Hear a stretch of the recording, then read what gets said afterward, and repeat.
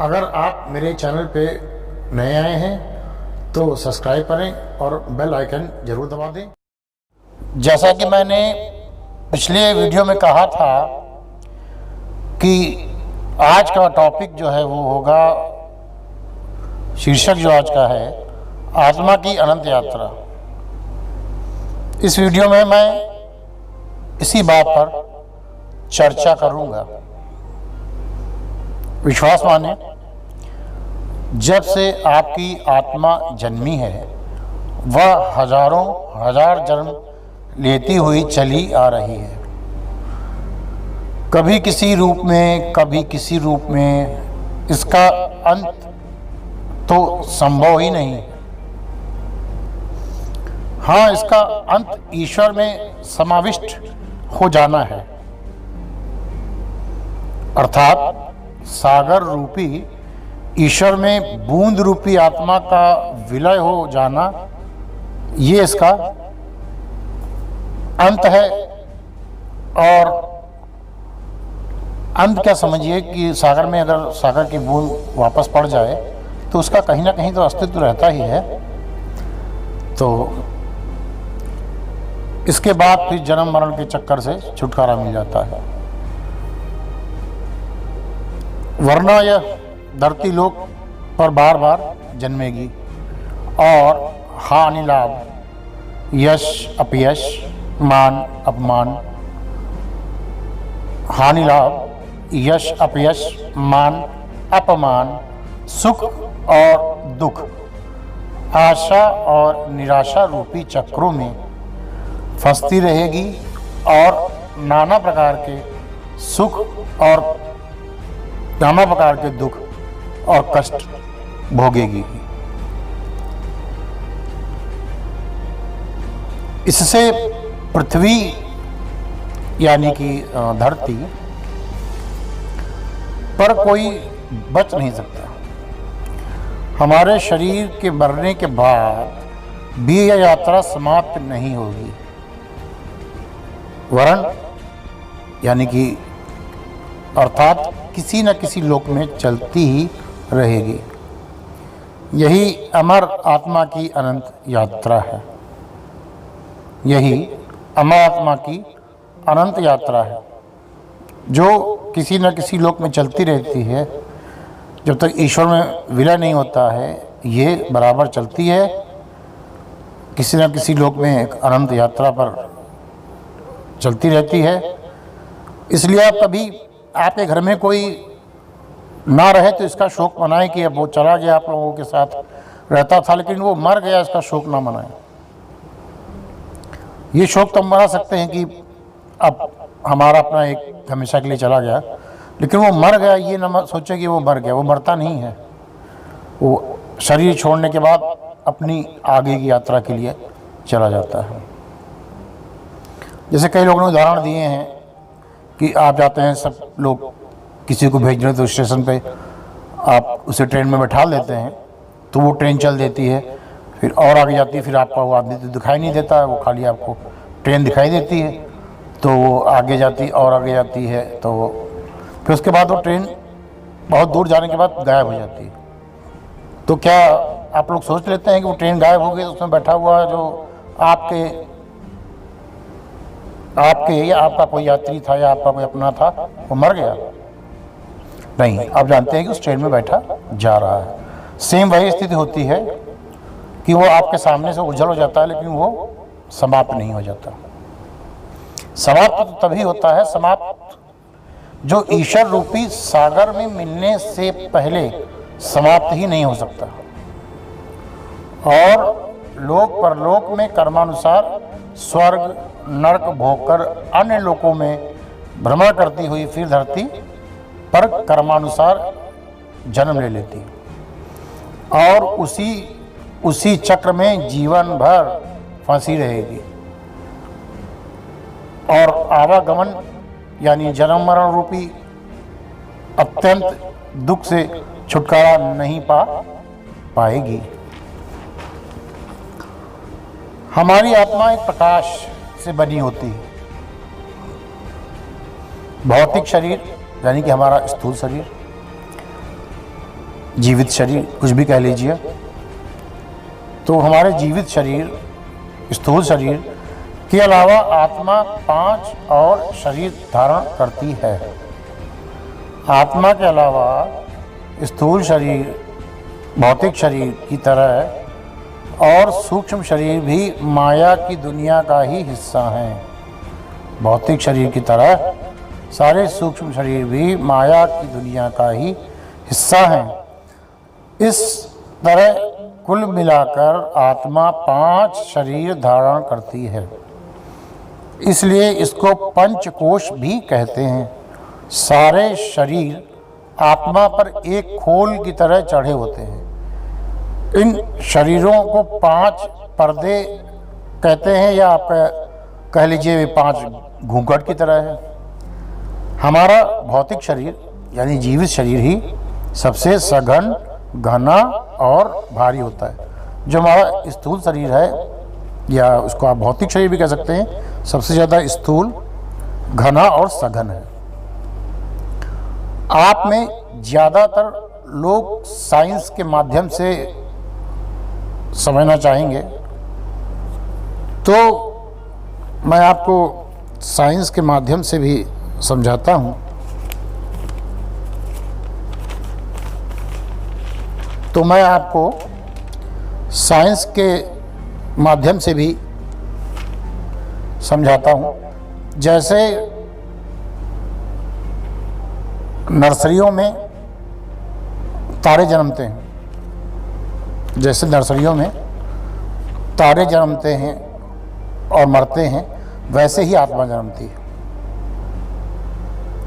तो आत्मा का भौतिक शरीर यानी स्थूल शरीर भारी, सघन है। बाकी सब शरीर बहुत सूक्ष्म है, महीन और बारीक है। इसलिए हमें सिर्फ अपने भौतिक शरीर का ही पता चलता है, और हम अपने सूक्ष्म शरीरों से पूरी तरह अनजान हैं। अपने भौतिक शरीर को तो हम देखते हैं, लेकिन और जो सूक्ष्म शरीर है हमारे अंदर, उनसे हम पूरी तरह अनजान हैं। मरने के उपरांत, शरीर के मरने के उपरांत आत्मा की आगे की यात्रा में एक एक कर सारे शरीर गिर जाते हैं, अर्थात 5 कोश खोल धीरे धीरे उतरते जाते हैं। इन शरीरों का गिरना हमारी चेतना के विकास की स्थिति से जुड़ा होता है।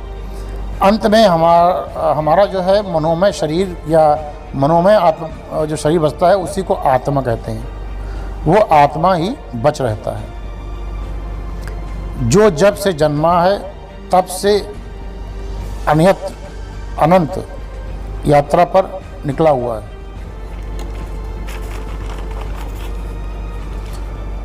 तो मैं आपको उदाहरण दे चुका हूं कि जब से जन्मा है, जैसे तारे जन्मते हैं, तो वैसे वो भी आत्मा भी एक समय जन्म लेती है और फिर अनंत यात्रा की तरफ चल पड़ती है।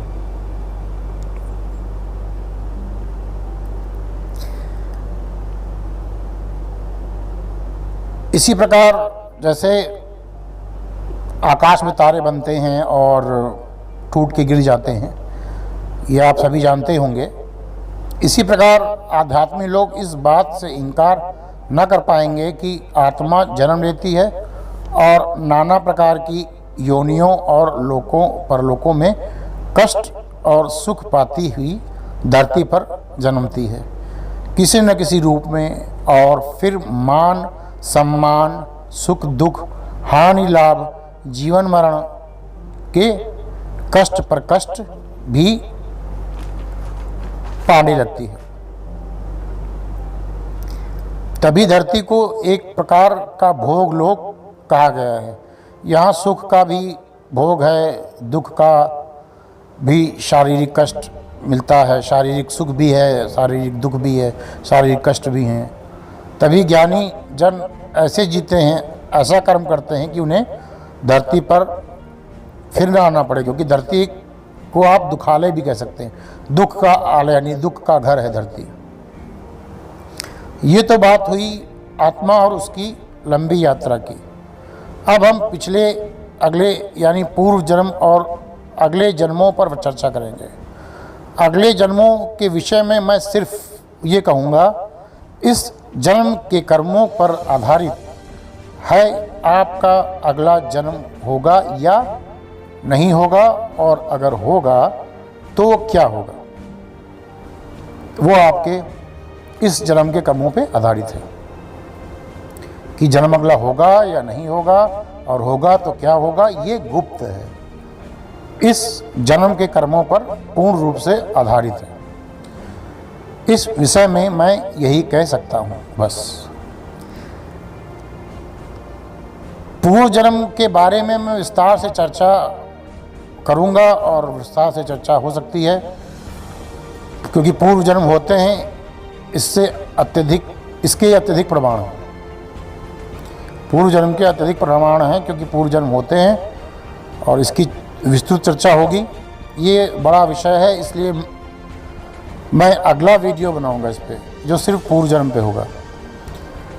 तो ये वीडियो समाप्त करने से पहले मैं आपको एक जोक सुनाता हूँ, एक चुटकुला सुनाता हूँ, उसके बाद मैं वीडियो समाप्त करूँगा।